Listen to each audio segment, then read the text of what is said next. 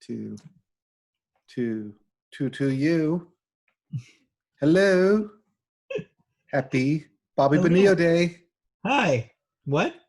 Oh, we'll get to that in sports, but happy Bobby Bonilla Day. It is July 1st. I don't know what you're talking about. Hi, welcome to the Media Boat Podcast, where apparently we don't count in like we usually do, and it confuses me. Today is, as Mike just said, it is July 1st, 2020.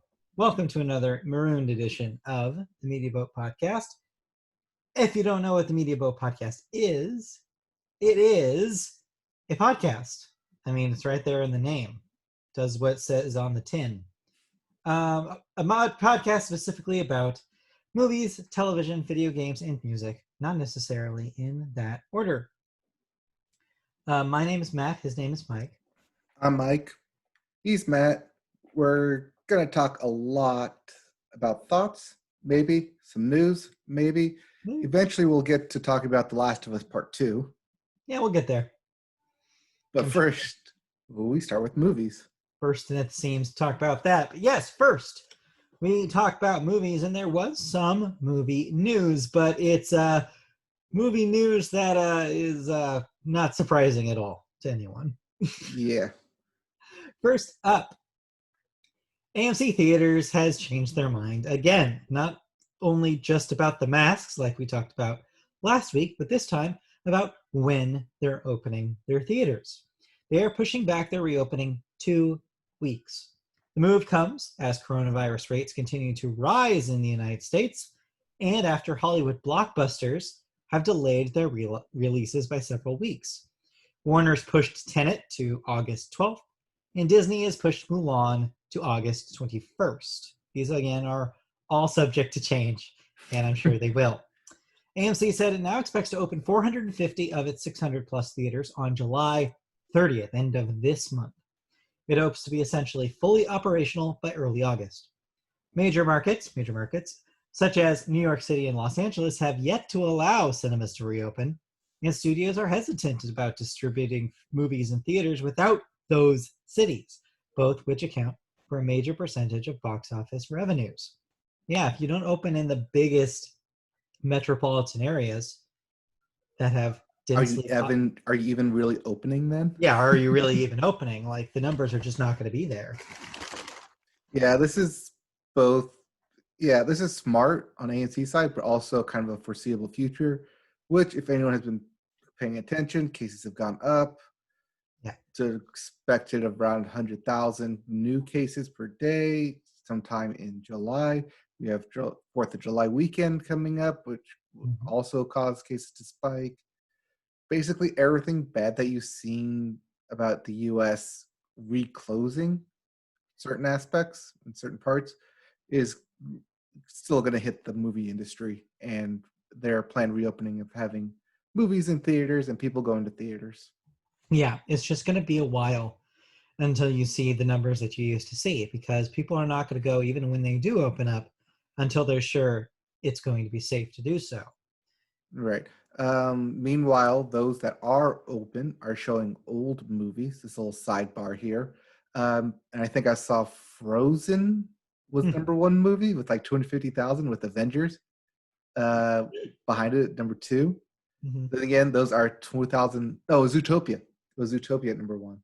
That's a 2016 movie and a 2012 movie being in theaters in 2020. Wild West out there. Yeah. But yeah, also quick follow-up, Cinemark. We didn't report it last week because it came out like 2 days later, but Cinemark will also follow in AMC and Regal's footsteps of forcing people, or people need to wear masks in order to go back to the movie theater. Which makes sense. If your major competitors are going to do it, you just look bad if you don't. So you got to all follow suit. Yep. And a side note to going to movies, my roommates attended a drive-in movie last week, and they had a little bit of feedback about how that went. Oh, wouldn't you know? I also know someone who went to a drive-in. There you go. Yeah, drive-in's all the rage right now since it's a safe alternative to going to an actual movie theater. Except turns out that when you go to a drive-in and there's literally nothing out, like no new releases of note, there's some weird stuff playing. It wasn't those movies you mentioned. They saw a double feature with Knives Out, media vote favorite Knives Out, Yes. and a movie called Rocket Dog and Space Cat or something like that. Don't know. Exactly. I had never heard of it. They had never heard of it. You've never heard of it. Nope. Well, apparently it's a pile of garbage. So some studio must have had it lying around, ready to release, and they were like, "Well, let's put it out." It's probably right up there with the Playmobil movie. Yes, exactly. Similar to the Playmobil movie. Media vote favorite, the Playmobil. No. Anyway, but yeah, so they said Knives Out still holds up, so there's that. Well, yeah, I just watched it on Amazon Prime because it was there. So yeah, still holds up. I still like it. All right, let's move on to our second story then. American Underdog. What does that mean to you? Well, And before you answer, not Underdog the cartoon. That was already a film. American Underdog. Yeah, we could use an American Underdog right about now. American Underdog, stay away from me. Okay, so here's what American Underdog is. Zachary Levi will take the cinematic field as former quarterback Kurt Warner. Hey. That coming in the movie American Underdog, a faith-based biopic about Warner's rise to national stardom, playing for teams like the St. Louis Rams and the Arizona Cardinals. The film will be produced by Lionsgate, which you have here as Lawnsgate, which I assume is a typo. Yeah, it's Lionsgate. And Kingdom Story Company, which sounds Christian as all get out. Yep. With directors John and Andrew Irwin, who directed the extremely Christian energy movie I Can Only Imagine, to adapt Warner's memoir, All Things Possible, My Story of Faith, Football, and the First Miracle Season. The story will chronicle Kurt Warner's life from stocking shelves at the local supermarket to becoming a two-time NFL MVP and a Super Bowl champion. Now, this is a story that I do know about how he was stocking groceries and then became an NFL quarterback, something that I knew years ago when he did the resurgence of him playing in Arizona, taking them to the Super Bowl. It's a great story. Don't know if I really want to see this as a faith-based film. Otherwise, it is a fun story to just even look into on a good Wikipedia night. And is it just me, or does it seem this is coming a little late? I feel like if they wanted to strike while the iron was hot, they should have made this movie a few years ago. Yeah, but I mean, he is currently in the Hall of Fame. He does stuff on NFL Network. Yeah, I see him all the time. Yeah, I mean, they probably waited for his book to come out, and then this book has been waiting to be adapted. Not in here, but it is being adapted by one of the writers from Friday Night Lights. Okay. So it will have some football elements in it, I assume. I can only imagine. You can only imagine, exactly. Well, I guess we will see what happens there. Mm-hmm. All right, you have some thoughts. You saw some movies. Gosh, I know, gasp, right? Like gasp. 2020 movies. Ooh, it's getting warm in here.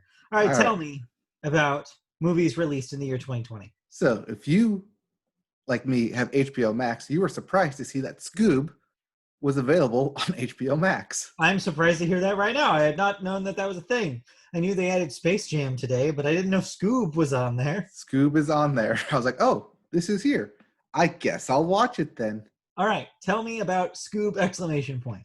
SCOOB is the basically retelling of the Scooby-Doo franchise. Mm-hmm. Initially, it's an origin story, but then immediately fast forwards really hard into the Hanna-Barbera cinematic universe that was hinted at. And this is key because this is the one thing I knew about this before, like right before it came out, is that it sort of becomes a story that's not explicitly about Scooby-Doo, and it's about this other really obscure character, and for some reason they thought that was a compelling story for this movie to be. Yeah. Apparently, like solving mysteries in the year 2000, apparently this takes place. Enough. Yeah, not enough for a premise. I only say in 2010s, because they have what appears to be iPhones. or at least smartphone It was in devices, modern day. modern technology. But yeah, it also stars Dick Dastardly, another Hanna-Barbera cartoon villain. Yes, from Wacky Races, I believe. Yes, you know what he looks like. He looks like a classic cartoon villain, but also because his dog does that Yeah, they rubble, rubble, rubble, rubble. right. And it was about that point that I realized, oh wait, I've seen that character before. And it's definitely a Hanna-Barbera character. To which I was like, okay, that connects it to Dick Dastardly, who was the name of it. I was like, oh, I see the connection here. And then while I was on that Wikipedia page while watching it, I was like, oh wait, Blue Falcon and Dino Dog are actually Hanna-Barbera as well? Huh, I didn't realize that. Which Yeah. they're heavily there too. But when it really, because at first I was like, oh, little winks and nods here, because they did like the Fred Flintstone bowling scene where he's like tiptoeing for bowling. And they had like an arcade game which had Hong Kong Phooey on it. It's like, oh, little winks and nods here and there to Hanna-Barbera. I see what you're doing. But then when it got to Captain Caveman coming in, and I was like, oh, this is just full on blown cinematic universe for Hanna-Barbera cartoons. So, in that case, who is this for? Because Yeah. anybody under the age of 50 at this point, and it's probably higher, to be honest, than even that. I'm being generous with 50. Yes. Has probably never seen an episode of any of these things, except for maybe Scooby-Doo, because it, unlike those other properties, continued to be rebooted over and over and over again throughout decades. Right. They've had their own iterations for each new generation. Scooby But Doo, Where here's Are an You? The new Scooby Doo, Mystery Inc. yeah. But here's an example of the extent of people that are my age or around my age's knowledge of these Hanna-Barbera characters. Just last year, I asked friend of the show Christy about like whether she like knew about the Hanna-Barbera character Top Cat. She did not. She Okay. never heard who Top Cat was. But Who's this for? yeah, it's They're weird making a because like children's movie if ostensibly, you're right? a kid enjoying the cartoons when they came out, your kids have like you would have kids who have Have kids. kids. So It's I your guess this makes it the grandparents. grandparent film. Yes. This is your grandparents' nostalgia that they're trying to exercise. And you know what? That's on Hanna-Barbera because they've had opportunities. They're part of the big Warner conglomerate now. They've had countless opportunities to reboot these franchises. Which they have. Hanna-Barbera has had other franchises like Dexter's Laboratory and Powerpuff Girls, which they have rebooted since. Rebutted. Why dig up these relics that nobody have heard of to try to reboot them now on the back of a character who actually does still have cultural cachet? Why I don't you think do because the name and brand of Scooby Doo is really big that they can do it. But why throw in all these other additional characters? That is lost on me. here's the disconnect for me. What you do and what's been established as like the Marvel method is you do one really strong movie with your core character. You do a Scooby-Doo movie and make it about Scooby-Doo. Then in the sequel, then you do the kind of let's open the door to these other worlds and these other franchises, work them into the story, and then do spin-offs. Do the Marvel method. Don't do this. This is just muddying the brand. This is confusing people. This is throwing people the Avengers without establishing anybody Yes. within it. It's Avengers without Iron Man first. Yeah. That's what it is. All right. So we gotten all the kind of the big overhead view stuff out of the way. How's the actual movie? Not that bad. Okay. It's surprisingly not that bad. It could definitely have been worse. I could definitely see spots where it could have gone worse. But there were also a lot of like tongue-in-cheek moments in it. A lot of direct call-outs to either old Scooby-Doo episodes or fandom, or just other like cartoon-based action stuff that would happen in a 60s cartoon. I will say that out of all the characters, Zac Efron's definitely one out of place who plays Fred in this Yeah, thing. I'd imagine. He's just playing Zac Efron with a Fred mask, and that's definitely what it feels like. Doesn't try Jay's voice, doesn't try and do a Fred impression. It's just straight up Zac Efron voice, whereas everyone else at least does a variation take on their established character. Disappointing. It kind of is. It toes the line between both disappointing and somewhat fresh take, but I think with it throwing a lot of the Hanna-Barbera's extra elements into it, it kind of tears it towards being the not recommend than the recommend.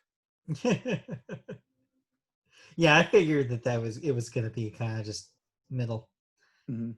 Interesting though. Interesting that they're trying this. And man, bad timing, right? Like they were trying to make this an event film, and it just did not. The timing was not fortuitous. Yeah, like I think you said, like if there had like established stuff prior to this to make a team up, yeah, that would make sense. But then again, where do you start with that?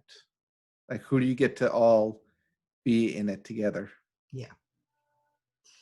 All right. What else did you watch this week? I watched a movie we talked about a while ago. That when we first saw it, was like, oh, this may seem funny for Netflix, starring Will Ferrell, called Eurovision: The Story of Fire Saga. Right. So yeah, this is they're like Iceland. It's like It's their parody. It's the American parody take of Eurovision. So yeah, I hesitate to say parody because Eurovision is a very real thing. Yes. But they're basically like a fictional competitor in Eurovision. Yes. Okay. And to my or not to my shock, but the shock of the people I was watching it, that Eurovision was actually a thing. Okay, they didn't know it was real. They didn't know it was a real thing. They really thought, oh, this is just some European singing contest, which I think is where they were basing this off of, on an American audience not knowing what Eurovision is, that it's all these different countries putting forth a single song to basically compete against each other. But for being a Will Ferrell movie, I laughed more than my fair share. Okay. It is surprisingly funny at times. I think Rachel McAdams definitely acts her ass off in this thing, especially keeping the Icelandic accent throughout the whole thing. Will Ferrell goes in and out of it, whereas Pierce Brosnan is just a Icelandic Irish brogue accent, which sometimes doesn't mesh with it.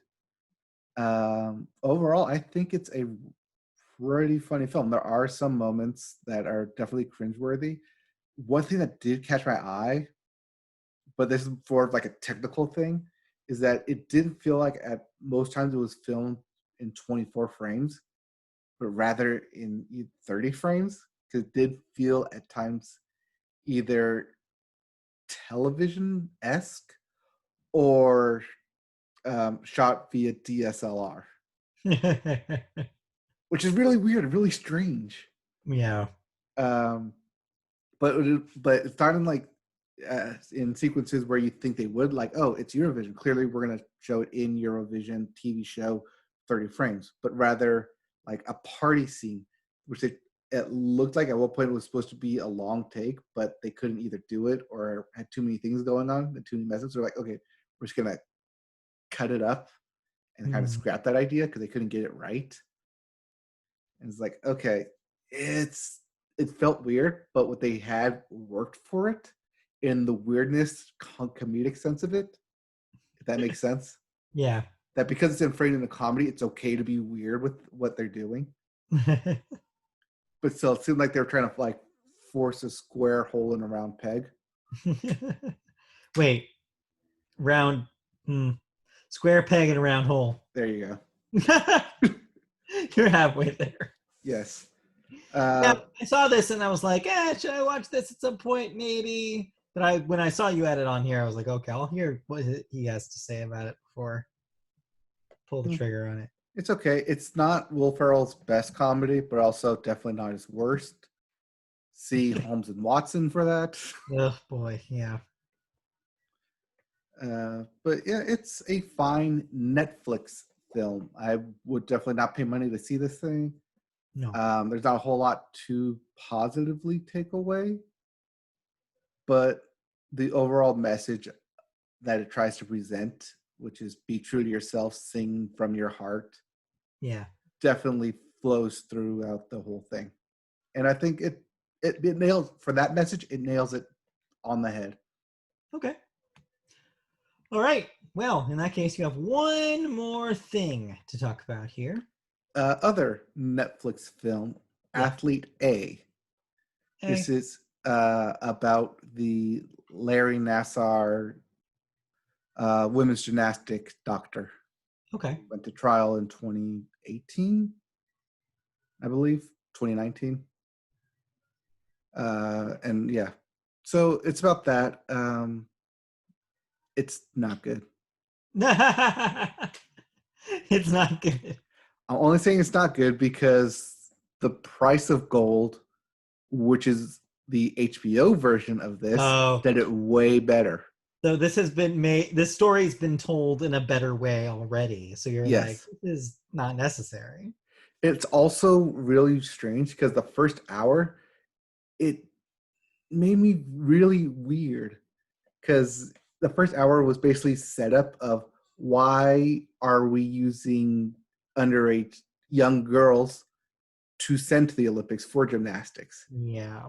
And it was like, wait, are you saying it to like justify why they were in this position?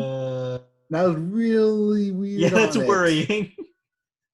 I was like, where are you going with this? Like, you're giving me a history of gymnastics lessons of like why we stopped sending like 20 something athletes, instead started sending teenagers. I was like, where are you going with this? Why are you telling me this?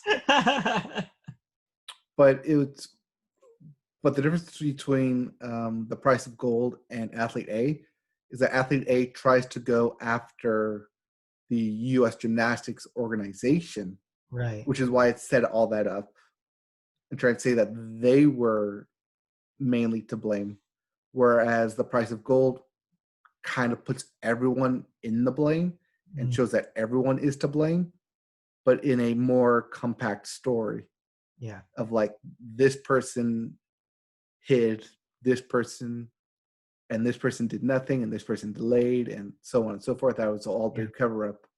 Whereas Athlete A tries to take that same information and put the pin on U.S. gymnastics to try and make them change. Athlete A puts it on all these different individuals who are, yes, a part of the organization, but never outrightly says the organization is at fault. It's these people. And you see this a lot when there's two different documentaries about the same subject. Is it's like a lot of it's the same overlap of the same information, but the point they're trying to make might be different. It sounds like that's the case here. Yeah, it seemed like the price of gold was more about the actual trial and the actual story of all the women, whereas Athlete A tried to tell the story of the one specific athlete. Right. Okay. While also incorporating everything else that happened. So so ultimately you say, like, if you haven't seen the HBO one, probably go and see that instead, or do that instead. Yeah, well, it's like when the two different Fire Festivals documentaries came out at the same time. One was clearly better than the other. Right, it's like that. It's like that. Okay. The HBO one is better.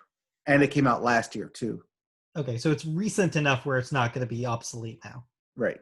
Okay, cool. All right, let's move on to television, because I didn't see any movies, that's for sure. All right. Let's talk about sports corner time, and you tease something at the beginning here. Who is Bobby Bonilla? Bonilla? Bonillo. Bonillo. You have an A here. Oh, I have an A. Bobby Bonillo. Bobby Bonillo. Explain why this is Bobby Bonillo Day. So, Bobby Bonillo is a New York Met, or should I say, was a New York Met. Okay. For every year from 2010 to 2035, on July 31st, he gets paid $1.2 million because of a deferred contract from the Mets. Yeah. So this is Bobby Bonilla Day where he He gets gets a paid. check for $1.2 million. Paycheck. Well, good for him. And that's him deferring his salary that he was going to be paid over the next 25 years, 2000 to 2035. That's a nice gig. Yeah. I wish I could just like sit around and get a $1.2 million paycheck once a year. I know, right? That'd Well, be great. it's funny that MLB is the only one who does this because they don't have a salary cap. Yeah. Otherwise, like the NFL, NBA, I think there's like only a couple players in the NHL because before they added salary cap. But because they have salary cap, they can't have deferred salaries. They have to be paid out within that year. Right. Well, what do you know? But yeah, happy Bobby Bonilla Day. Enjoy your $1.2 million. $1 million. Speaking of the NFL, we have news about that people keep moving from team to team. Yes. And in case you're wondering who is going to fill that Tom Brady-sized hole in the Patriots roster, it's none other than Cam Newton. You mean former NFL MVP Cam Newton? Turns former out, Super yes. Bowl quarterback Cam Newton? The very same Cam Newton. So tell me about scam. There's two. There's Scam Newton and there's Nam Cooten. Nam Cooten. That's what I was thinking. Damn Tootin. Tell me about Damn Tootin. In a slow play of Bill Belichick moving pieces around, Yeah. Mr. Stidham, Mr. Studman, may not be the official quarterback of the Patriots as he now has competition with Cam Newton after they decided to let him go, or rather let him seek free agency this past offseason. Well, so do you think he's going to put, like, training camp starts, he's just going to put the two of them and just like, all right, outdo each other? I mean, maybe, but you also saw like what Lamar Jackson did with the Baltimore Ravens, and Cam Newton has like a whole foot and 200 pounds on him. He's basically a huge defensive lineman in the quarterback position who just runs over people. Right. So if they try and implement that kind of offense, it is hard to stop. Yeah, it's going to be a real interesting thing if they actually play. Yes, that's also the thing about this. Real quickly, there was a lot of discussion on how much he is being paid, because for being an NFL quarterback, for being a potential starting quarterback, for being a former NFL MVP, you think he'd be getting a sizable chunk of money. Yeah. That is not the case. He's getting $1.7 million for a 1-year contract. Which, let's be real, is a lot of money. But in comparison to similar contracts, in comparison to backup quarterbacks who are being paid more, that is a very big disparity. Yeah. A lot of people are quickly to point out race on this. Other people, like my doctors, point out that Cam Newton is riddled with injuries, so we don't know how healthy he is. That being said, it may be deferring more towards the latter, as even though he's getting paid the league minimum for a starting quarterback at $1.1 million, the contract is built in with certain incentives where at the end he could reach as high as $7.5 million. Okay. Interesting. Okay, well, I guess we'll see what happens with that. Well, there has to be a season first, but hey, we'll get there when we get there. We'll get there when we get there. Speaking of which, a little baseball update for you. Last week we talked about how there will be that truncated 60-game MLB season. That being said, players do have the right to opt out, and we have 4 players here. You say here that have already decided to opt out of the truncated season. Yes, one of them being on the World Series winning team last year, the Nationals. First baseman Ryan Zimmerman has said he will not be playing. He recently has a newborn and also takes care of his elderly mom, to which he says, I feel like I'm going to sit out this season. Yeah. Familial obligations sounds like a pretty good excuse. Yep. That being said, only 4 players decided not to return. So today was the official date for everyone to report.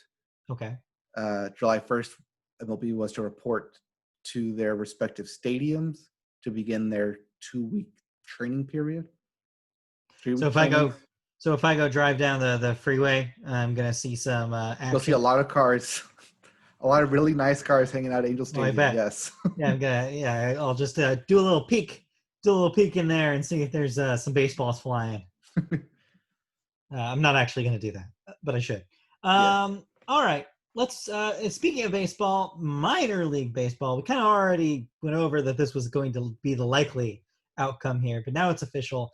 Minor league baseball, the season's just canceled. There's no minor league this year. Yeah, the MLB will not have teams being sent to minor leagues for them to play, for them to train. So they're just canceling that entire season. That being said, MLB teams will still have 3 players from the minor leagues on their on their active replacement roster. Right. One of them being a catcher, which we discussed last week. In case they're needed, yeah. Yes. All right, let's hop sports across the freeway to hockey and talk about the NHL draft lottery results. Now, you were watching this with bated breath because your Los Angeles Kings ranks pretty highly here, but not the highest. So your top 3 lottery results here. These are the top 3 picks, basically. They get the first 3 picks, correct? Yes. You have been in third place here, the Senators. You have the second place, your Kings, and then first, to be determined. Yes, in sort of a tongue-in-cheek kind of gimmicky way for people to watch the upcoming NHL playoffs. The number 1 seed will instead go to the first team knocked out in the upcoming restart of the league. So the first team that does not cut the mustard will get this first draft pick. Yes, the first corn that does not rise with the cream. Ew. Will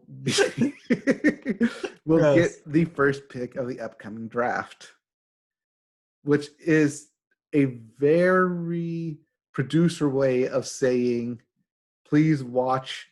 Your team may not. Please watch so and root against your team. Yeah. Get the number 1 pick. It gives people a reason to watch, even if you know that your team barely made it by the skin of their teeth into this lineup and that they will likely lose. Yes. Which is not you, because the Kings are not playing. Is that correct? Yes, the Kings are not playing, which is why they're number 2. The Ducks are also not playing, but they also got number 6, which we both heard an earful of on Saturday. Yes, we did. And so we here in the California, the Southern California market here, we are not interested at all. Is basically what you're saying. Yeah. There's no dice here. Anyway, and lastly, in hockey here, the other hockey news here. So we knew already that there were going to be 2 hub cities. Unlike baseball, which changed their mind about the hub cities idea, hockey's doing it. And they've decided on the 2, likely, this seems to be the most likely options for the 2 cities. And guess what? They're not in the United States. They're in Canada, which makes sense because when you consider the numbers of COVID-related infections are going like this. I'm doing an upwards motion with my hand for the audio listeners here in the US, while in Canada, they're kind of doing this, which is a much lower kind of curve here. So it would make sense if you have teams in Canada to have the hub cities be there. So Edmonton and Toronto look like the likely choices here. Yeah, the top U.S. cities were supposed to be Chicago and Las Vegas. But seeing as Las Vegas isn't even open yet. Yeah. I mean, they wanted to use Las Vegas because it's the new arena. They wanted to use that new arena. Yeah, that arena, but if they're open, they're having people there. They sure are advertising a lot. Yeah. hey, somebody please come to Las Vegas for the love of God. But we'll see. Yeah, this is smart. This is smart to have it in Canada. Yeah, I mean, it makes a whole lot of sense. Put the Canadian sport in Canada Yeah, and let them play in the cold.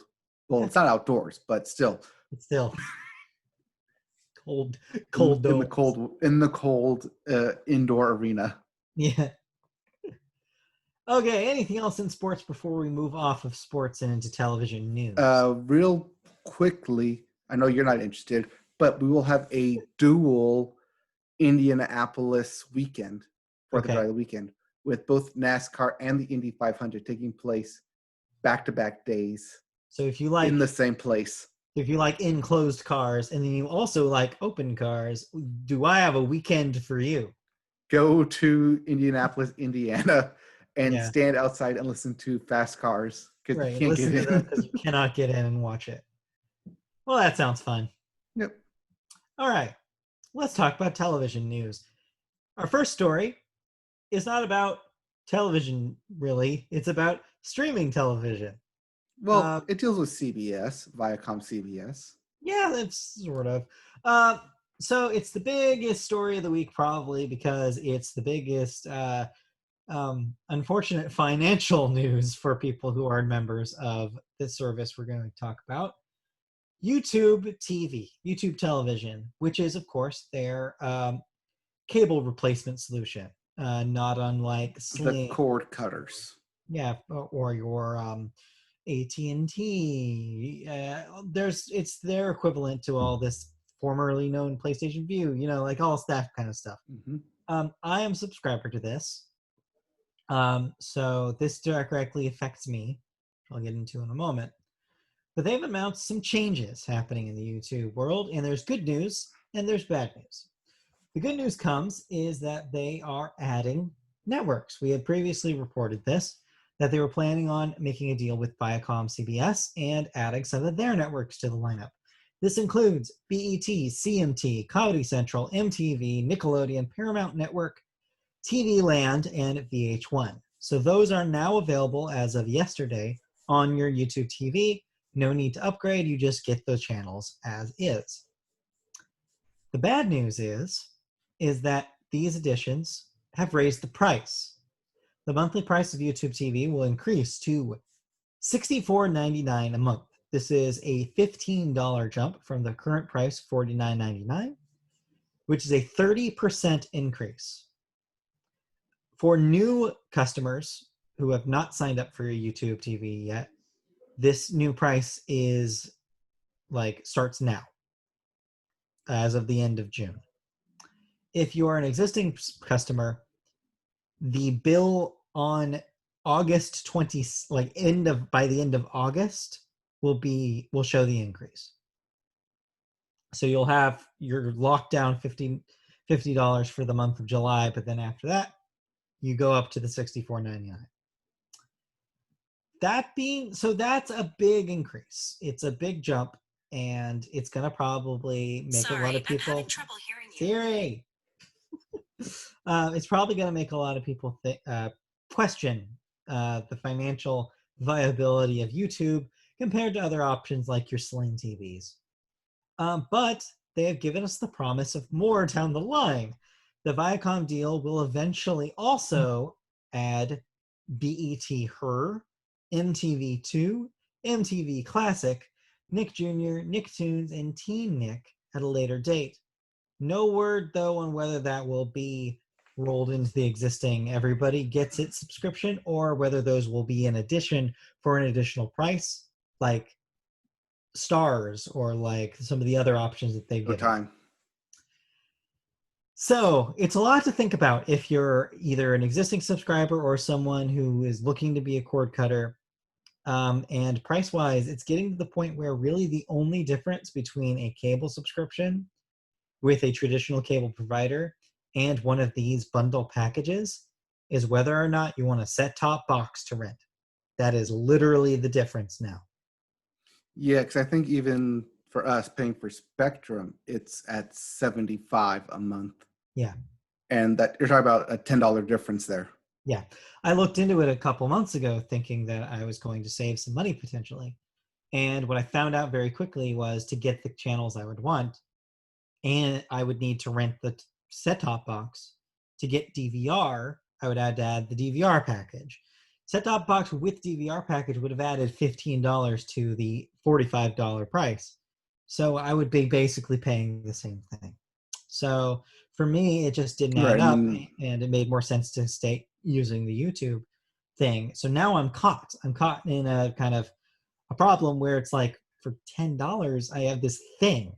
And right now, it's in this time of this pandemic, it's even harder because I can't necessarily have a dude show up from Spectrum and deliver these things to me and install it. He cannot. He cannot enter. They're being prohibited from entering homes. So it's like, I don't have an option. I guess I'm stuck. I'm stuck in YouTube. And which also means I'm stuck in the Fox Sports like weird valley right now, which is there are no sports, so they're not renegotiating that Fox Sports deal that was happened before the pandemic. Mm-hmm. But when there are sports, say baseball is telecast, do they all of a sudden renegotiate and decide to pull out, and I lose the sports networks after I started paying more for the service? Probably. So I'm screwed in a lot of ways, but I feel like I'm more screwed by Spectrum. So I don't know. I don't know what to do at this point. I'm going to pay $65, I guess, until they figure their shit out. Well, we finally hit it. 7 years later, we finally hit the weird streaming bubble of prices finally caught up with actual cable TV.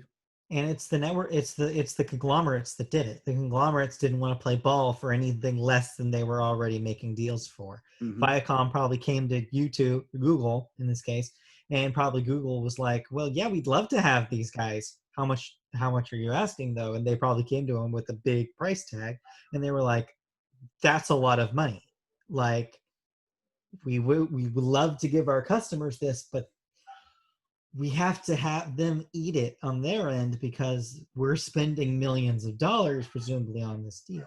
Yeah, I'm surprised that YouTube doesn't have the a la carte option where if you want the Viacom, you want the NBC, you want the Cox, Disney, whatever. So that's the thing that's interesting, is YouTube's being surprisingly transparent about this on their Twitter account, and kind of, I guess, to fend off some of the people crying out about the price increase.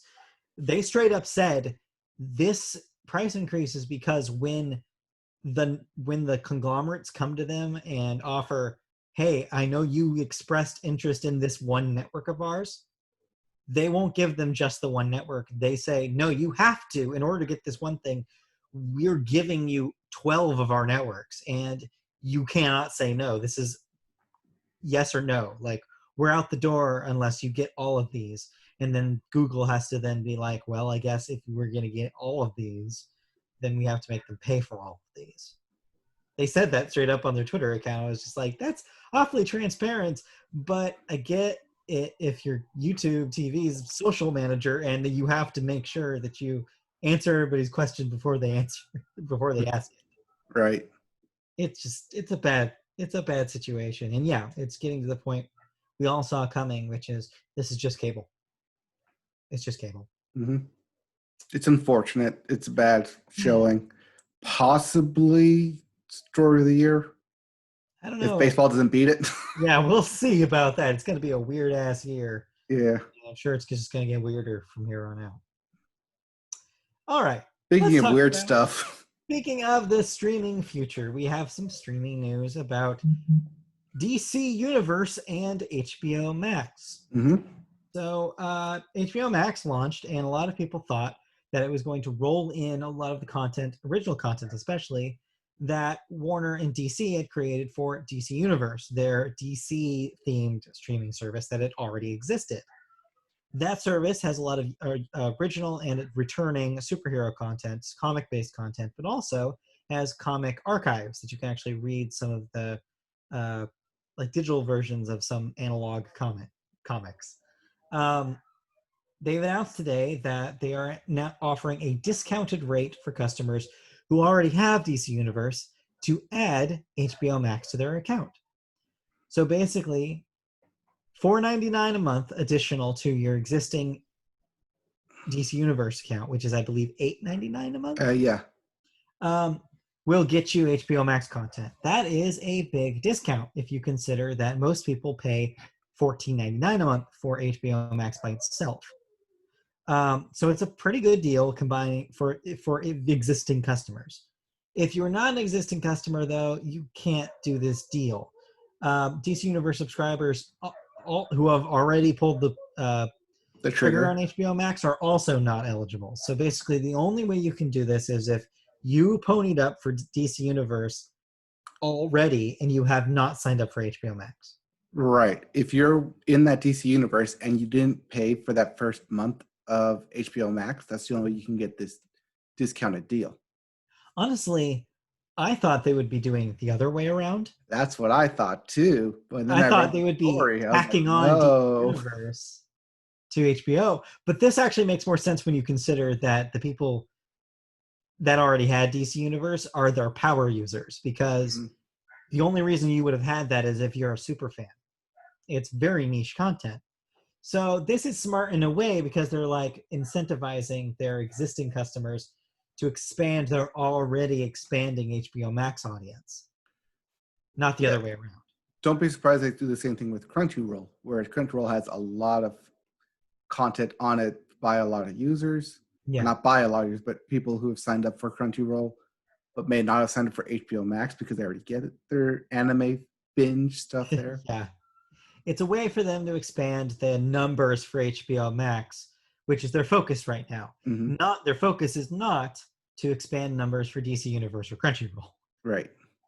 So yeah, it makes sense when you. And they need to expand fast because Peacock is 15 days away. Yeah, Peacock's coming.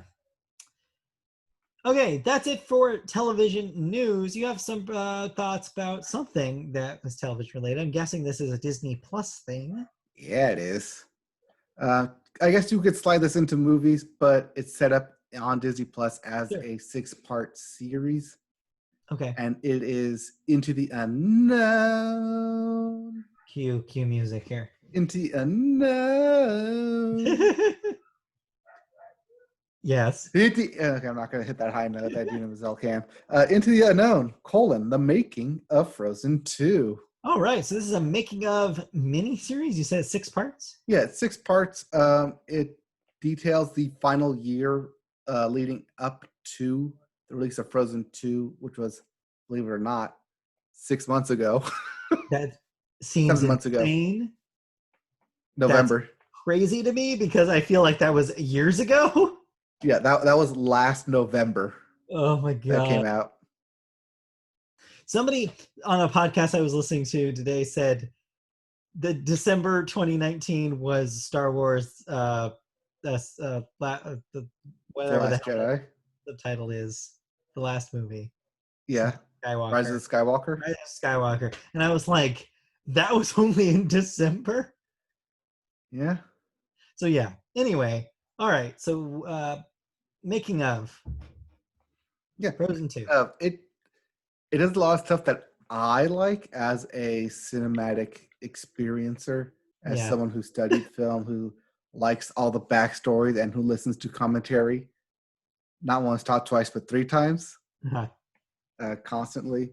Stuff that I like, all the backstories into it, all the rewrites, all the reshoots, all the stuff that, we need to cut this doesn't make sense. Test audiences. Does this prove my theory that this film was rewritten 1 billion times? Yes, it does. Yeah, I called it, that, some people had songs, but we had to cut it. Some people had extra scenes, but we had to cut it. Some of the stuff was more fleshed out, but we had to cut it. And the main reason that I got that they cut it was because they did it for the kids. For the kids.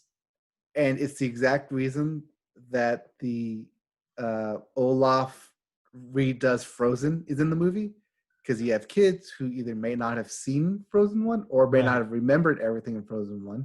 Yeah. And so it was a quick introduction of, hey, let's rush through everything in a fun way to people who not only may not have seen it, but also for the characters who were newly introduced who need to also be caught up with everything that happened in Frozen 1. But I do like all the backstory animation to it, all the pitch meetings, all the rewriting sessions they went through, all the recording, the dialogue, the was it Josh Gad's continuous improvisation on everything that he does. So for me, and because I like that kind of stuff, it's fun. I like it. It's good.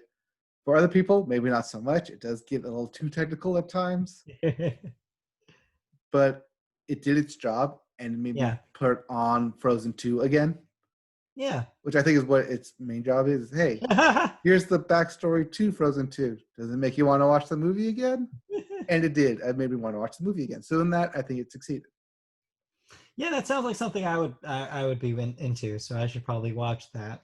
When I first saw that you had this on here, I was like, did they just take a Blu-ray special feature and put it on Disney Plus? But no, when you said it's like a series, I was like, oh, that's neat. That's neat it's 6 parts. I think each part is like 30 or 40 minutes. Yeah, it's neat that they had enough material to actually put a whole thing up here. Mm-hmm. That's cool. All right. But yeah, you get to see a lot of the Lopez's in it. A lot of Lopez? Yes. Well, there you go. All right. Let's move on then out of television and into cancellations and renewals. All right. What am I no longer watching? Council of Dads. Canceled on NBC. No more dads. They're done. Oh, no. Not dads. Not just past Father's Day. Yeah, no dads anymore. They're canceled. All dads are canceled.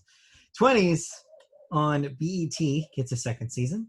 Ozark, its fourth season, will be its last on Netflix. So bye, Ozark. You lasted 2 more seasons than every other Netflix show, so there's that. Hey. Curb Your Enthusiasm will get a 11th season in HBO because David asked for one. Yeah, exactly. That's it for cancellations, renewals. Moving into deaths here. Handful here. Joe Sinnott, age 93, a Hall of Fame comic book artist. Drew for the Avengers, Thor, Fantastic Four, among others. Among other Marvel properties. Big Marvel contributor there. Mm-hmm. Huey, just one name, I guess. Huey, age 31, rapper, famous for Pop Lock and Drop It, which I'm sure all of you have heard at least once at a school dance. Yes, those are the lyrics. Pop, lock, and drop it. Lock and drop it. Stuart Kornfeld, age 67, a film producer, produced films such as Dodgeball and Tropic Thunder. Sounds like he worked with Ben Stiller a lot. I was going to say, what's the common theme there? Yeah, there's a Stiller connection. Kelly Asbury, age 60, animator/film director. Worked on Spirit, Shrek 2, and Romeo and Juliet. So it looks like it was part of the DreamWorks family. Yep. And so they worked on some other features as well. There you go. Lastly, though, the big unfortunate death this week, a comedy legend we lost this week. Carl Reiner, age 98. Actor, writer, director, 11-time Emmy winner, 1-time Grammy winner. Huge piece of comedy history, famous for the Dick Van Dyke Show, Steve Martin's The Jerk, Ocean's 11, countless other appearances on late night shows, cameo appearances on sitcoms and movies, just a famous staple of the comedy world. His son Rob Reiner, also extremely famous. The family is well known. And yeah, Carl made an impact on comedy, and he will definitely be missed. Yeah, this is one of those titans of the industry that fell. But that being said, age 98, this was an inevitability. It's amazing that he lived as long as he did. Yes. So, yeah. There you go. I think he was the first recipient of the Mark Twain Humor Award. Yes. 2000 when they started it. So clearly, if you're the first person of anything. Yeah, it mattered a lot. You matter. All right, let's move into music and let's talk about some things that don't matter as much. All right, we start music with the Billboard, and we start the Billboard with the Hot 100. What's getting hot in here? What are the hot singles? The hottest one is A Big Rock Star. Uh-huh. by Da Baby featuring Roddy Ricch. Yep. Once again, your number one song. At number 2, Savage by Megan Thee Stallion featuring Beyonce. At number 3, Blinding Lights by The Weeknd. At number 4, and the only new entry into the top 5, Roses by Saint John. Yeah, I'm guessing this is another one of those TikTok things because I have no idea what the hell this is. Don't know. I don't know. And number 5, well, back in the top 5, Intentions, Justin Bieber featuring Quavo. I mean, Justin Bieber's name has been in the news recently, and you know what they say about bad publicity. There's no such thing. Anyway. Anyways, let's move into the albums chart. Your Billboard 200. Yes. Your number one album this week is My Turn by Lil Baby. At number 2, Rough and Rowdy Ways by Bob Dylan. Yep. At number 3, Artist 2.0 by A Boogie with the Hoodie. You're probably, if you're wondering, this thing was on the top 5 a few weeks ago, dropped all the way down the chart, and for some reason, and I'm not really clear why, jumped from number 77 to number 3 this week. Ticket sales. Wait, that's not a thing. That's not an option right now. Yeah. I don't know why. I have no idea why. But man, just for the love of us, we cannot get rid of A Boogie with the Hoodie. I don't know. At number 4, Blame It On Baby by Da Baby. And at number 5, because no album list is complete without it, apparently, Hollywood's Bleeding by Post Malone. Yeah, you'll notice that these albums bumped off Lady Gaga into number 6 this week. So she is just outside with Chromatica. Mm-hmm. I actually listened to that album again this past weekend. Still good. Yep, it's still good. All right. Well, if you don't want to listen to any of those albums or a Lady Gaga album, we also have new releases. All right. What am I listening to this week? I don't know what you're listening to this week, but here are the new releases. All right. We have No. Number? N-O. No by Boris. We have On Sunset by Paul Weller. And lastly, we have First Rose of Spring by Willie Nelson. Yep. Yes, that Willie Nelson. Yeah, a really light release week. I'm not sure. Next week we'll return to a bigger lineup. But it's a light release week because releases come on Friday and it's the holiday weekend. Yeah, that's probably July weekend. Real quickly though, for those of you who do like music and new releases and want to see something, Hamilton on Disney Plus this Friday. Yeah, that's more of a TV story, but really, yes. But you watch Hamilton for the music though. I mean, really, it's a Broadway story, which is something we don't cover yet on Media Boat Podcasts. We have some behind-the-scenes talk that it may be something that we bring to the show later, but we'll see. Well, before we get to that, we get music news. And music news this week consists of a little bit of here, a little bit of there, all the music bits we got. Yeah, music bits. There was so much happening this week that I crammed it all into one story for you. All right. First up, Elton John is launching Classic Concert streaming series featuring concerts from his career starting on said July 3rd. So yeah, if you want to see old-ass Elton John concerts from like the 70s till current day, he's going to be just posting those on a weekly basis on YouTube? YouTube, I assume? YouTube, yes. If you search on YouTube, you should see it. But yeah, starting Friday, I think the one Friday will be a really early 70s era Elton John concert for you. Sounds interesting. We also have Maroon 5 bassist Mickey Madden arrested for domestic violence. Why are we covering this? Because it's news. It happened. Well, we also have, speaking of we're covering it because it's news, Chase Rice held a concert in Tennessee with hundreds of maskless fans. All right. Yeah, so I know about this story. So here's what happened is they had this concert. The footage went on the internet very quickly from people who were there Mhm. and spread like wildfire, making a lot of people angry that they were infecting everyone around them. So this was originally set up as a drive-in concert. People Right. would park their cars and supposed to party next to their car in a designated area. Supposed to. Supposed to, I say, because as video showed and as country fans have clearly shown a disregard for Yeah. mask wearing or social distancing, it became a mad rush party. Yeah. So yeah. So the second half of the story, which was long, I didn't include because this is the bits. The second half of this is that Chase Rice went on later on social media to basically make a statement about it.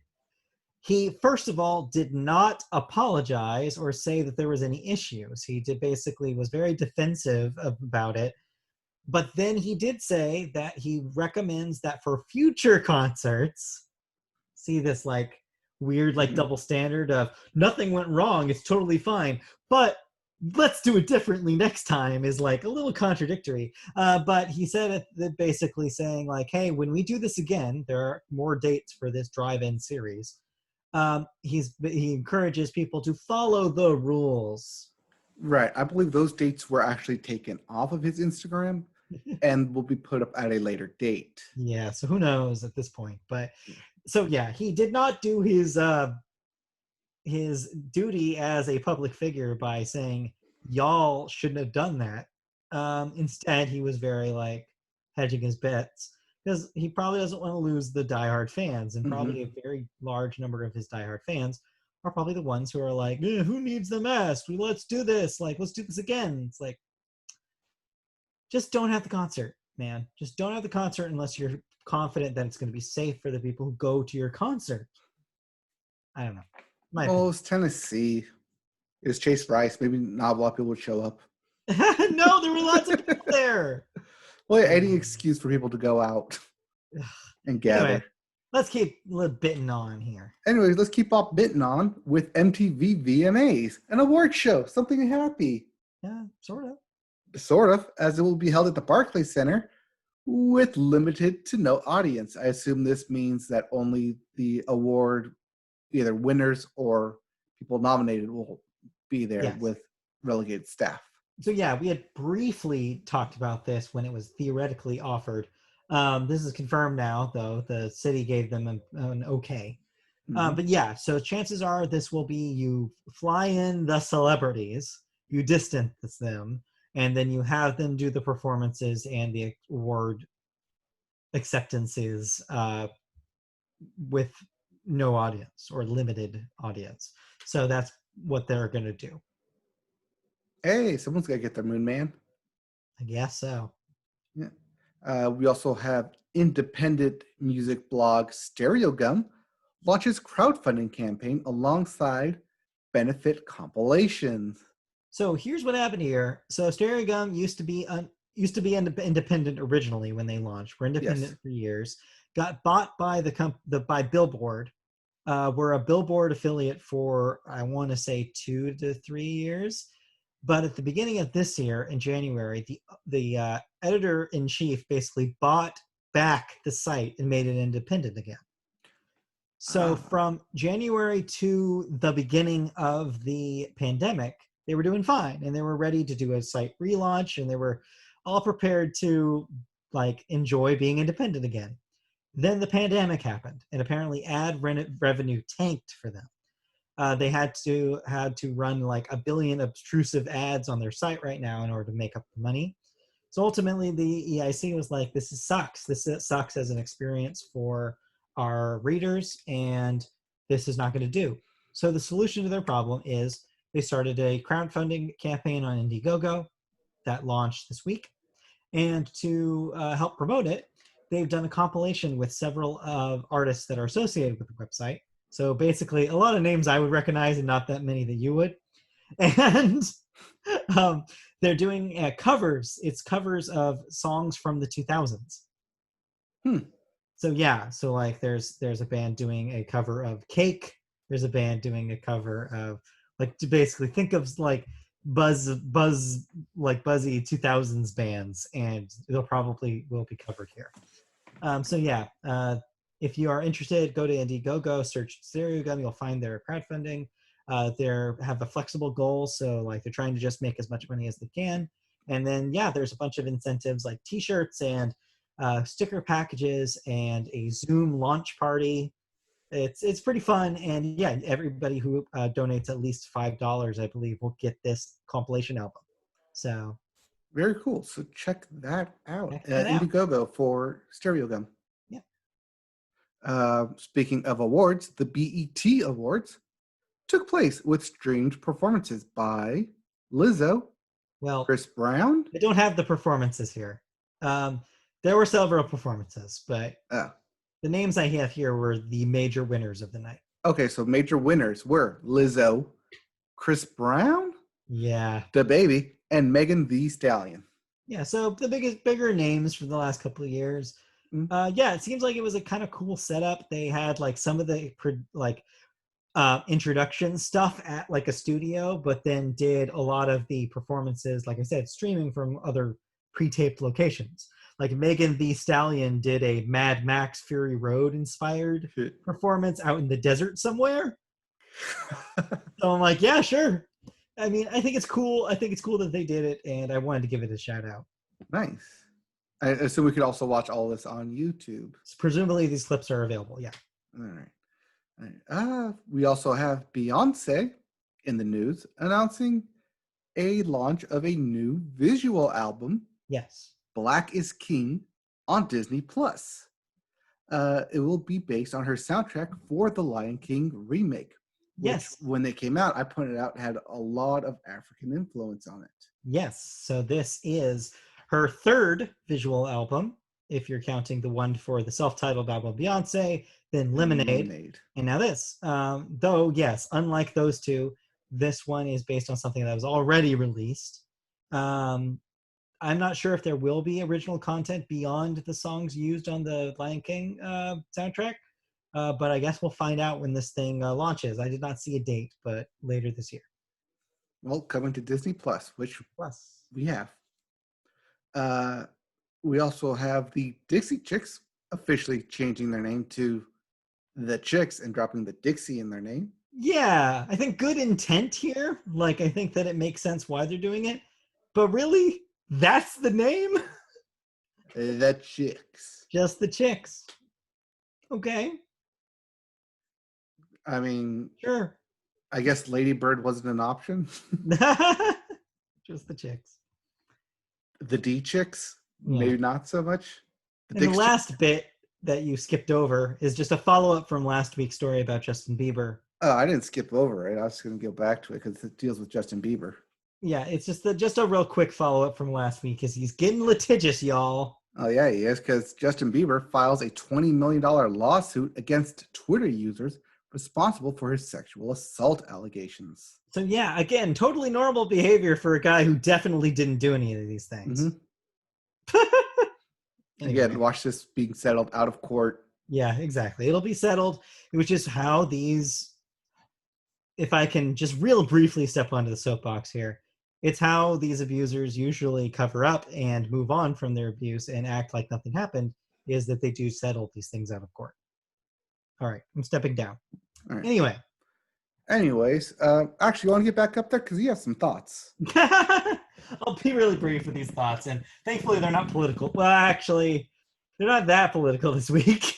I don't know. You have to talk about Women in Music, Part 3 by Haim. Part 3, the new record by Haim. I always forget. I go with Haim. Haim. It's their last name. So, if you're not familiar with Haim, they've had a few records so far. They've kind of popped up here and there. They've done a couple of SNL performances. But their first couple of records were very much like, hey, we like 70s classic rock, and we're going to do that with a modern sheen. And that's basically been their gig for a while. This record changes that a little bit. This one has them trying some different production techniques, trying different sounds, trying different genres on for size. There's a song that sounds very, very like dance poppy on here. There's a song that sounds like UB40. There's a song. There's a song. They try all sorts of weird things on this thing, and you know what? It 100% works. I think this is their first truly great record. I really enjoy it. So it works on a Haim level compared to their discography, or it works on all levels? I think it works really well. I think you should give it a try. It's varied enough where you might not like all of it, but you might like some of it. And yeah, and they also kind of use it to get a little bit more personal with their lyrics as well. As the name implies, some of the songs do deal with their experiences as women in the music industry. One song especially kind of calls out a music journalist for some of the inappropriate questions that they've been asked. So yeah, it's really, really neat that they've been able to kind of expand their range a little bit here. And yeah, it's definitely they did a good job at that. And it's like I said, I think it's their best yet. Also, a little bit on the more indie side of things, I listened to a new record from the band Bad Moves. If you are a watcher of Cartoon Network's Craig of the Creek, you might remember Bad Moves as a band that was drawn into an episode of their first season, where they teach the Craig and the members of their gang, how to play instruments, make their own band. It's a very cute episode of that show. But they're a very real band, and this is their second record, Untenable, and it rules.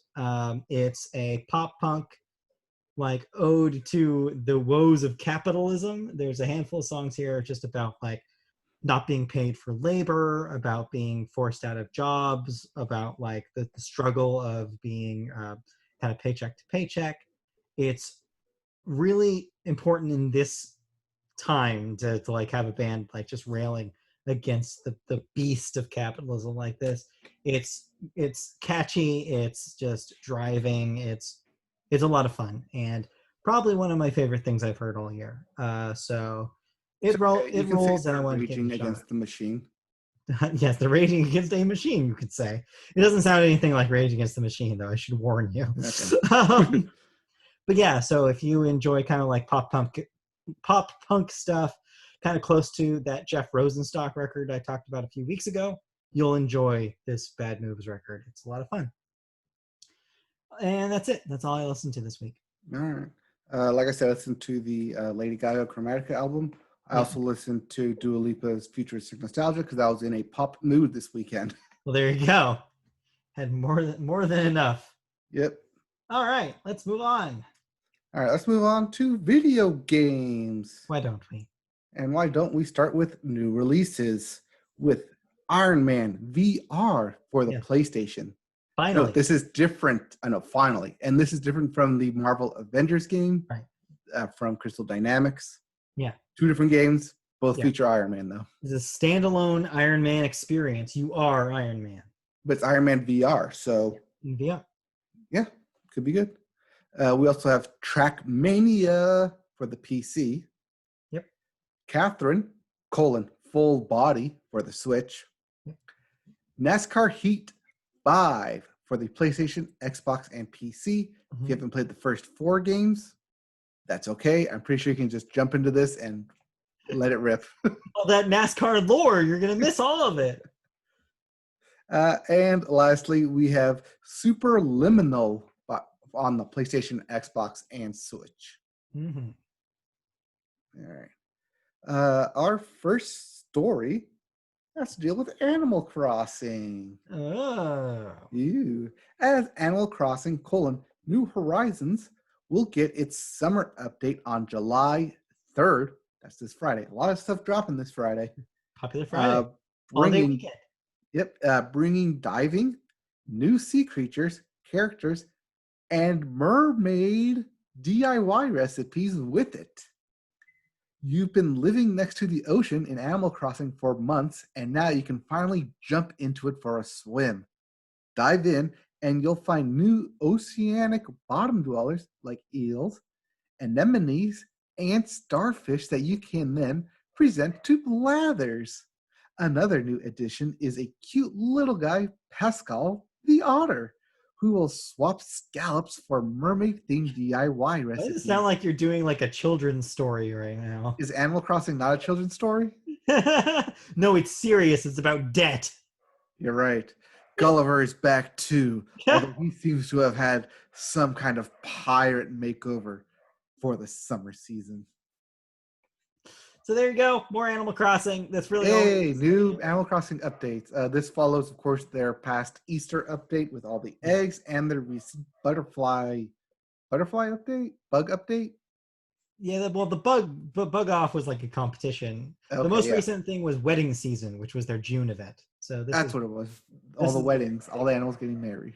But yeah, I know friend of the show, Christy, is very excited for this. Apparently diving was a thing that was in the 3DS game, and that they're bringing over to this game. Oh, okay. So there you go. Yeah. All right, let's move into our last story, which segues into your thoughts. So I'm trying to get to our deadline here. Yes, with The Last of Us Part 2. Yes. As it is now, PS4's, or rather Sony's, I guess not all of Sony, but yeah, the PS4's. The PS4's, yeah. Yes, fastest selling exclusive from an internal studio. Yeah. PlayStation worldwide marketing boss Eric Lamper shared the news in a post on the official PlayStation blog, revealing that the next chapter in Naughty Dog's post-apocalyptic story sold more than 4 million copies as of June 21st. It went on sale on June 19th, so that only represents its first weekend worth of sales. Pretty impressive. 4 million of anything is impressive. Yeah. Quote, "We are so immensely grateful to the millions and millions of fans around the world that have played The Last of Us Part 2 and shared their experiences with us over the last week," said creative director Neil Druckmann in a brief message to the players. He went on to say, quote, "We set out to tell a new kind of story, one that deals with difficult themes and will challenge you in unexpected ways. Hearing how the experience has resonated with so many of you and witnessing the type of thoughtful discussions it has been so incredible." That's putting it in the most lightly way possible. Yeah, thoughtful discussions. Knocked my glasses off. Thoughtful discussions is definitely underselling the chaos that has been talking about this game on the internet. Neil Druckmann himself being guilty of basically complaining about negative reactions to the game on social media. Yeah. Oh boy. All right. So speaking of negative discussion, no, I know you're positive on this thing, so I'm not even going to pretend. Are you still liking? Who said I'm positive on this thing? So last week, let's recap real briefly last week. Last week you said you had gotten to what you thought was some sort of halfway point. Something was about to change majorly, and you weren't sure whether or not it would be the same game on the other end of the tunnel. Well, how far are you in that tunnel? Oh, I came out the other tunnel on the other side. I completed the game. Okay. I'm currently going back through it to 100% the game to get the platinum trophy, and then I may have possibly also started a new game plus. Okay. So, how do you feel? So, following me completing the game, I immediately went to see, okay, what was all the controversy about? What was all the leaks about? What was everyone complaining about? Why was this game gonna suck so much, according to everyone on the internet? Why were people telling me not to invest money or time into this game? Apparently, hindsight now being 2020, the big leak that came out was that Joel gets killed off. Okay, first off, I guess that ruins everything. Spoiler. This is just a spoiler-filled thing. I'm so sorry to anybody who's listening to this and did not want to get spoiled on The Last of Us 2. I'm so sorry. He should have said that this would be a spoil talk. We did not discuss this before we recorded. I did not know it was going to be spoilers. Oh, sorry. Spoiler talk. Wait, so you don't mind if I spoil when you post this, make sure you put right before Last of Us Part 2 spoilers inside. Yeah, so it'll be in the discussion in the chat. I'm glad we're not doing this live right now. Thank God this is a marooned edition. I know. Anyway, okay, so spoilers start now. Go. All right, so spoilers, in case the internet hasn't spoiled you already. Matt, you don't care about spoilers, I right? don't care. I'm not going to play this game. All right. So Joel dies within like the first act. He is the inciting distant incident. That death is the inciting incident to this whole story that sets Ellie off on her journey. Apparently, this is the thing that irked a lot of people because they wanted to play as Joel. However, playing the game, that's not the intent here. This was not Joel's story. Joel's story was The Last of Us Part 1. If you want more of Joel, go play Joel's story in The Last of Us. This is Ellie's journey. This is Ellie's story. This is Ellie growing up. This is At Ellie least until a certain point, right? Yeah. This is Ellie's not redemption arc, but rather her revenge arc. Yeah. This is a revenge story. The whole thing that I got out of this was actions have consequences. That was a thing that kind of wasn't a whole heavily hearted in the first one, which was about father-daughter relationships, was about humanity, what is best for me, what's best for everyone, was the best thing to do. Here, it is your actions have consequences. Clearly, as we know from the first one, which apparently, I guess that's my major takeaway of listening to just nonstop people rail on this game. Because let me put this out there first. I enjoyed it. I loved this game. Before I get too deep into this, I want to heavily praise this game because I'm going to, I feel like, attack all the criticism that this game has. This game is beautiful. It is well done. It is well shot. The characters are interesting. The characters are different. The characters have unique personalities. They all have something to give to this story, to which the story then rips at you and takes away. There's something in this game that I can see from a creative aspect that they're pointing at, that your actions have consequences. That it's not just you killing random people, that these people have families. This is a post-apocalyptic world. They're not just, like in most games, dead zombies, hordes, faceless people. Like these people are people. These people are part of a society they're trying to rebuild and be better than the one before it. With all that being said, I think a lot of people mistook the first game and its ending to be Joel is the hero. Joel needs to save Ellie because we love Ellie. Not what Joel did was wrong because now the whole world is still fucked. Yeah. Joel's action was the wrong choice. Which, real quick, that seems insane to me because I feel like the first game's ending was pretty obvious about how it felt about how you were supposed to feel about it. Like the key thing for me is that you're supposed to know that Joel screwed up as soon as Ellie basically lies to him about being like totally okay with everything. Like once she figures out, it's like, oh, okay. And at the very end, the last scene where he's like, don't ask me about it. Yeah, and what I said happened. Yeah, basically it's like, are you coming with me? And Ellie just has to go like, okay. And she's hesitant because she knows he's lying to her. But she has the inkling that he's lying, that it's not the whole truth. And if it's not lying, it's at least not the whole truth. Right, exactly. And so to me, that seemed so obvious back in 2013. That's insane to me. People would still think Joel is like this heroic figure. Like the whole game was telling you about how messed up he is. The whole game is telling you how selfish he is. Yeah. Right. And so when this new game starts, it shows that, oh, Joel has grown as a person. He's grown as a person, has grown in the society. He's grown to be more trusting of people, to which is the immediate thing that people point to in him breaking a character, which is, no, I wanted Joel from 2 years, 3 years ago, 4 years ago, because it's a 4-year jump. That they wanted Joel from 4 years ago, not now. They wanted to play as Joel then, as the same person who just goes around killing people, which this game clearly points at is the wrong thing to do. You don't go around just killing people because they're hunting you. That there has to be a better option. There has to be a better way. You can't live in a society like this where you just go around killing people, because those actions have consequences, whether it's people you're directly dealing with or people that you indirectly deal with that come back to haunt you, that come back to fight you, that at no point don't stop ever hunting you. that you're always looking over your shoulder, and you can't live like that. Mm-hmm. And even if you do somehow, which I thought was really clever, find a way to put that behind you, your past will still eventually catch up with you. Okay.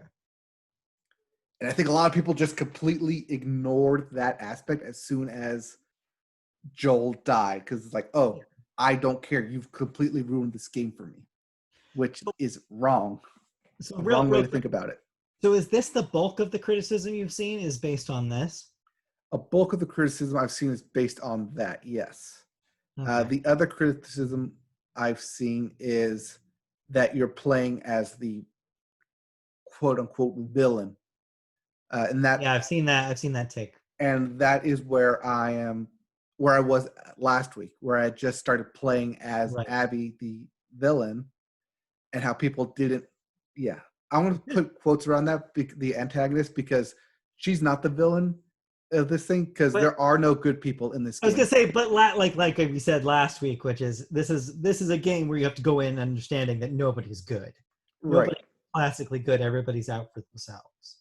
Exactly. This is not a story of like The Last of Us where it's the lesser of two evils. You could even say that about The Last of Us Part 1, and to a certain extent. The only reason why Ellie is not really, you can't really put her into that camp is because she's so young and she's still learning and reacting. Also, she was dragged across country. This was not her journey. Yeah. She was along for the ride, which is why you were played as Joel and not really as Ellie. By this point, though, she becomes a person with active choices that she makes, which she means has that an agenda. No longer given that free pass. Right. She has an agenda that she is actively going towards. Yeah. And I think people who played the first half and really enjoyed it, all of a sudden get complete whiplash. And because in that moment, they still see Abby as the person who killed Joel, something that they see as an irredeemable action, even though she clearly has a whole backstory where she was there in Last of Us Part 1, unseen, as this doctor's daughter, who you then brutally murder said doctor, who then take away the only hope of the Fireflies, who then eventually leads to this dismantlement of the Fireflies, which leads her and her group as a liar, traitor, basically the what do I call it? The false prophet messiah that they were sworn to believe throughout the whole first game. And so basically her whole life has gone to shit because Joel killed everyone there and stole away the one hope. Right. So she's on this whole redemptive arc initially of wanting revenge, but then also wanting to find a new place for herself and for everyone else to live, which they do find in Washington, which I'll take another side step here. Great choice picking Seattle as the place for this. I loved it. I loved every aspect of it.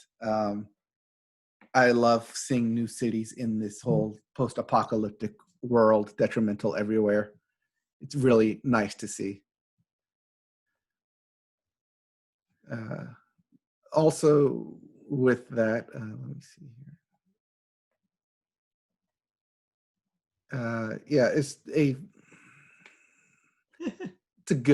It's a really good game, but yeah, I can see why people are being angry at it. I just don't agree with everyone being angry at it. So I wasn't gonna play it, but this is making me wanna play it because there's some other stuff that I've seen people criticize the game for that you have not mentioned at all. And we do not have time to get into it. So maybe I will play this game after all. And maybe what we'll do is down the line when we have some more free time, maybe we'll do a big, like just a whole cast about it. Because I feel like we do not have time. Because I know there are like a lot of the whole criticism I've seen about it is people not liking Abby, not even as a character, not being sympathetic, but her as a character model. And that seemed to be like an extreme first thing they always attacked. I was like, okay. Like because if you had some like if you had 5 years with only one goal of hunting down a single person, wouldn't you put every waking moment in effort into either A, finding that person, or B, making sure you are ready when you eventually do confront that person? Yeah.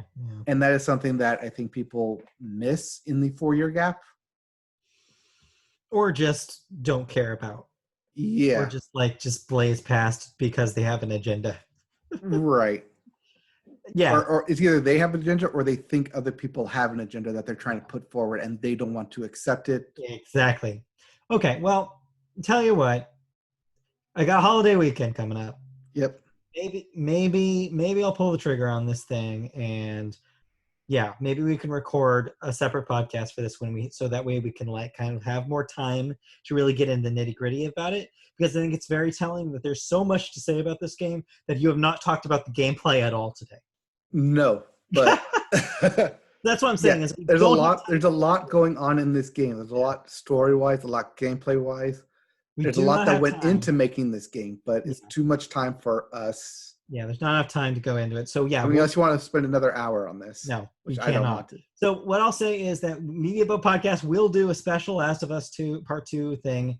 I'll give myself some time to, I guess, play this game, because I feel like we cannot have a good conversation about it unless I've played it. And I think that's a lot. That's also something that I saw looking at other people's videos, is that they themselves didn't play it. They just watched someone else play it. And I think that disconnect of watching someone else play it and not experience it yourself will lead to a different outcome. Also, I know it's going to look damn good on that television. On your 4K? Yeah. Yep. It's like part of me just wants to see it. Well, also because you have the Pro, right? Uh-huh. Yeah, because I have the original PlayStation. It just spun up like a jet fan ever since. Oh no, I mean mine's gonna be freaking loud too, but at least it's gonna look good. Yeah, but not well. Like as soon as I started up, just immediately trying to struggle to keep up with everything. Well, we'll see. We'll get back to that. Maybe next week we'll talk about if we have like a date for that to go up. But yeah, that will be a podcast that we'll have to do at some point. Yep, we'll do. All right, but with that wraps us up. It does. So thank you for joining us for the Media Boat Podcast for this week. We will be back next week for another regular episode, marooned, of course. So thank you. And if you want to see us, our faces, while we do this podcast, you can see our recorded versions of these marooned podcasts on youtube.com. Just search Media Boat Podcast and find our page. You can also find archived footage of us playing video games, like you playing some of Last of Us Part 2, on our YouTube channel. If you want to hear the audio version, that's available through most podcast services. Just search Media Boat Podcast there. You can also find us on social media. Media Boat Cast is our Twitter handle. Almost said Twitter candle. I don't know what that is. Facebook, you can find our page if you search Media Boat Podcast. You can also find us twitch.tv/MediaBoat for our older video game streams. And last but not least, if you have any questions, comments, anything that you want to say to us, you can email us at mediaboatpodcast@gmail.com. Thank you for joining us. We'll be back next week with another episode, so stay tuned and have a good, safe 4th of July weekend if you're in the United States. We'll be back next week with more thoughts, news, maybe some more Last of Us Part 2 discussion. Maybe. We'll see. We'll see. All right. Thank you for tuning in. Be back next week. Okay, bye.